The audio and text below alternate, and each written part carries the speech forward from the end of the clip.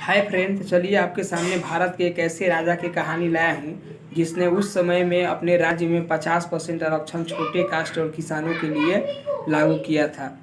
सन 1901 में साहू जी महाराज जब नदी में स्नान कर रहे थे तो उनके स्नान के समय एक बाबा जी पंडित जी मंत्र पढ़ रहे थे। जो पंडित जी नहाकर भी नहीं आए थे और नींद खींच रहे थे, नींद में उल्टा पल्टा मंत्र पढ़ रहे थे।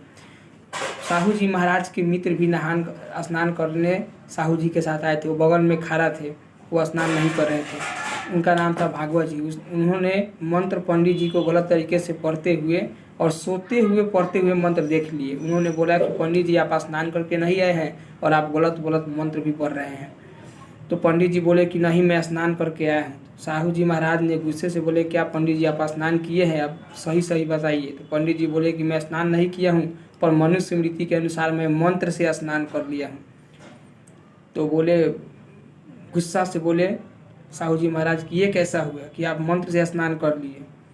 तो बोले कि मैं ब्राह्मण मंत्र से भी स्नान पंडित जी कर सकते हैं। तो उन्होंने गुस्सा में बोला कि आप एक राजा को उनका मजाक उड़ा रहे हैं।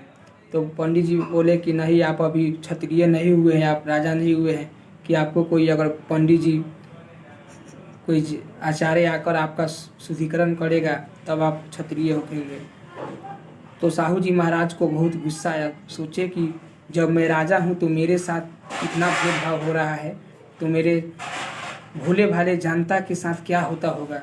उन्होंने आए और उसी समय भारत अपने राज्य में, कोल्हापुर राज्य में सभी को पंचायत बुलाए और मीटिंग ली और बोले कि आज से हमारे राज्य में 50% आरक्षण, हमारे राज्य में नौकरी में छोटे कास्ट और किसान दलित को मिलेगा।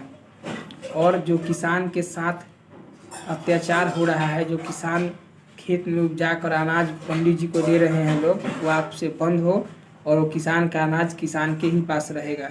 तो ये था कहानी दोस्त। अगर पसंद आए तो लाइक कीजिए, सब्सक्राइब कीजिए और वीडियो को शेयर कीजिए।